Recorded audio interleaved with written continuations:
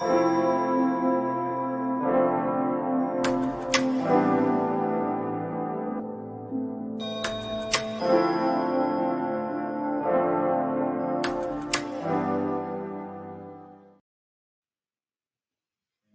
up, everybody? Welcome to the Process to Purpose show. This is your girl, your sister, your friend, your auntie, your neighbor, Salome, and this is my amazing husband, Arik. And we are just so very excited to share with you on today. What we're going to be talking about is staying committed. Staying committed. I'm so excited about this episode. I'm so glad to have my husband on. This is My pleasure. the second time, and I hope it won't be the last. Okay, Sheila came. I had a guest on my show a week ago, Sheila Renee Turner, and she shared with us. She dropped some gems, and she lifted us. She motivated us. She inspired us when she shared her story about her husband and the health issues that he went through and him losing his sight, but she stayed committed. And so when we listened and we shared, and it touched us so much, especially being a young couple that 12 years in the game, and I still love you. I love you too. So but what are some of the things that cause people not to stay committed? But I want to first ask you, husband, what are your thoughts on commitments, marital commitment and covenants? I look at commitment as a long distance race. You just don't bolt out the block and just run for your life. You just take your time and complete the course. Yeah. Yeah. Commitment is a long journey. It's a work in progress. You have to keep working at it. You never stop. Once you say I do, you never stop loving that person. You never stop working on yourself. You never stop working to make the marriage better. So commitment to me is just a continuing working process. Yeah. Yeah, definitely. Commitment is a long, long process. You have to be in it for the long haul.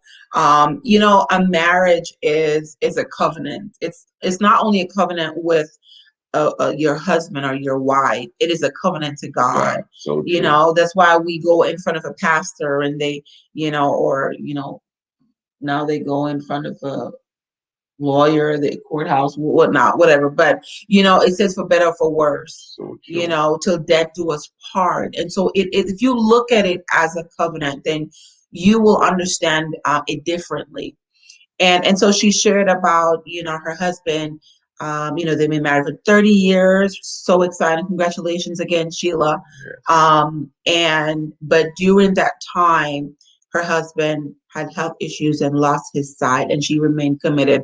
How many of you would remain committed to your spouse? There's so many things that are happening in marriage nowadays, and and anything can happen. I've seen news where people get married today, and tomorrow their spouse, or even the same day, meet in an accident and just pass away.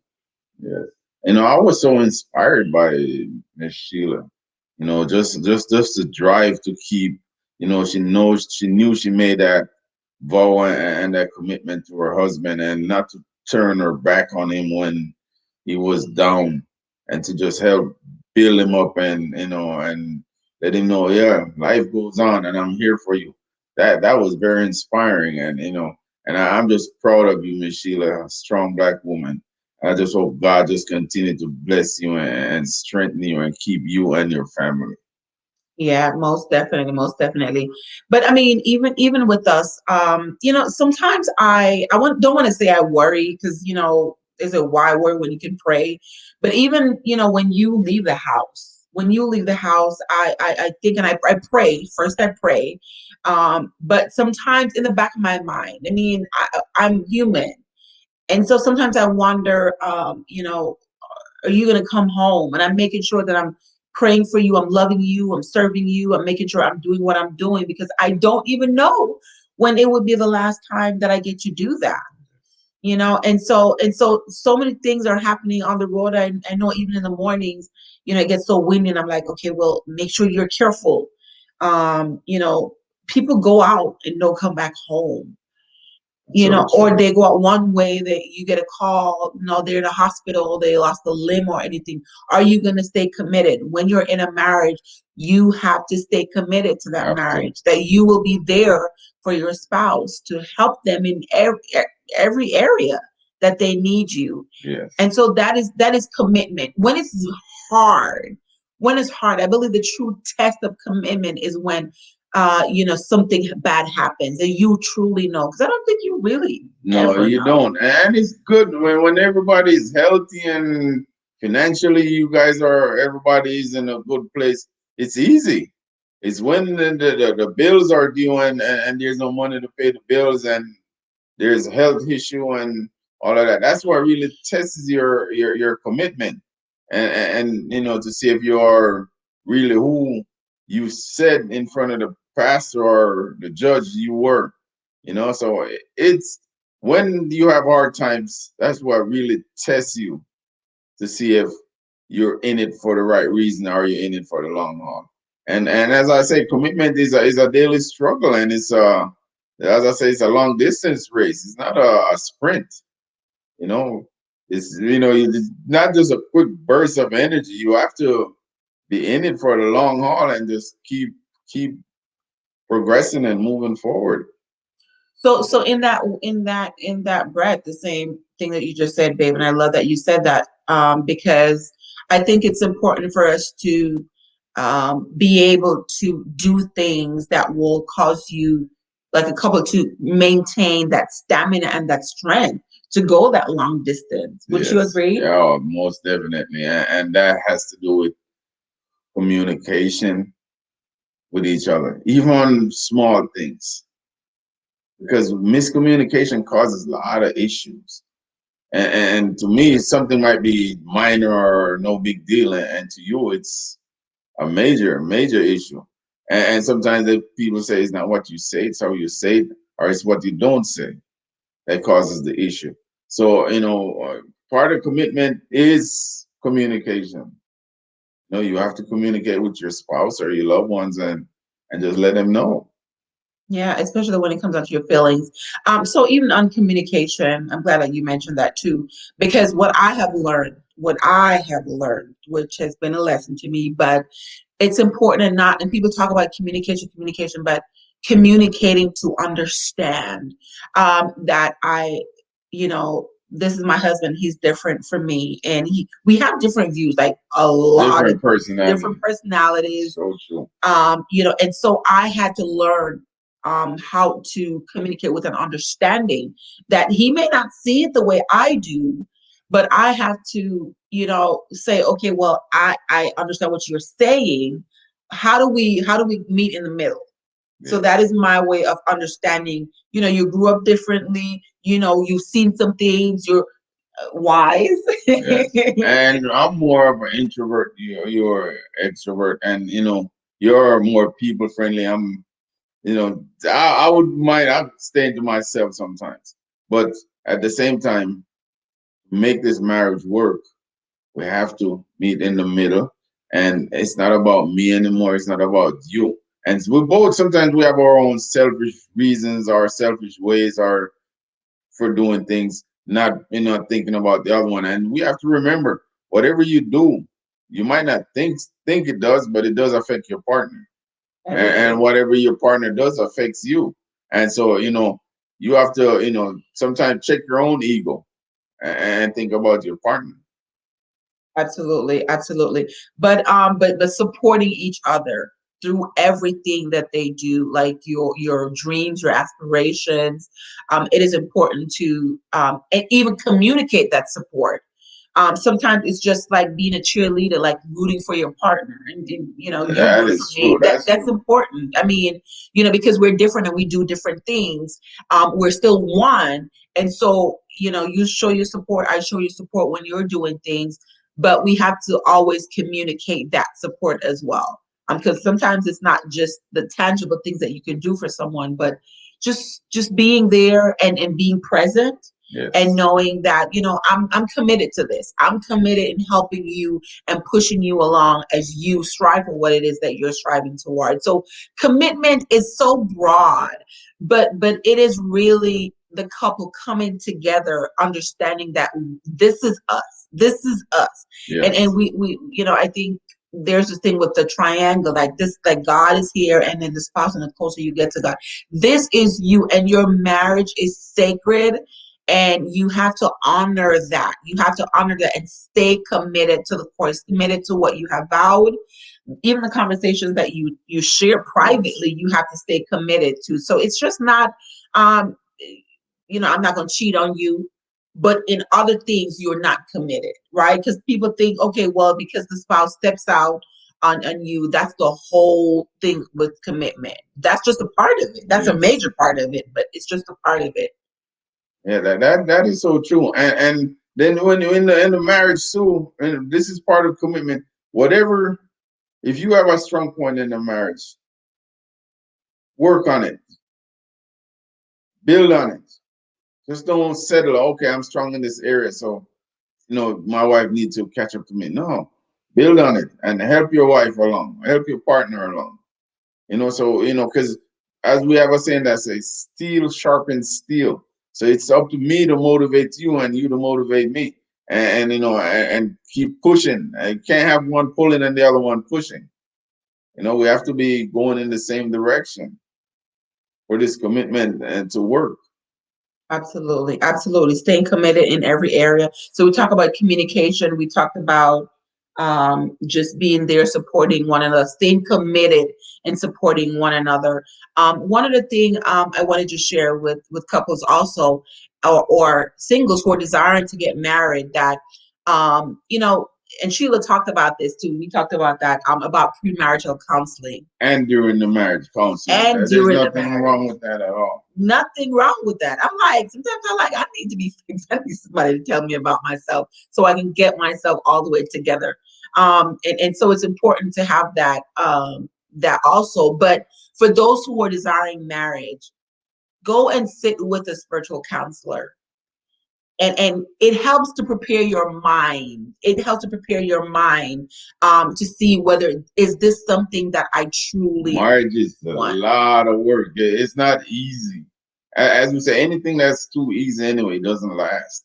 So if you're not willing to work hard, then don't get married, because you just disappoint yourself and you will get hurt and you will feel like a failure, because as we say, man, anything that's too easy doesn't last. So you have to be willing to put in the work to make it last. Yeah, because we talk about the wedding is the event. It is the event. It's just the day. And I know, as women, myself included, I wanted to wear a dress. I wanted to look nice, and I wanted all my family members and friends to be there. But I also had to recognize that it's just the event. And as soon as that hour, 2 hours is over, I have a lifelong commitment that I have to make sure that I'm taking care of this man. I'm loving my husband. I'm being committed to the process. Even when it is dark, even when I feel frustrated and I'm like, okay, I'm done. I'm really tired. I have to remember I am intentional about my marriage, remembering the vows that I made and remembering the covenant that I made with God. Because my thing is, my salvation is most important to me. My marriage is most important to me, and ministry. So it's my marriage,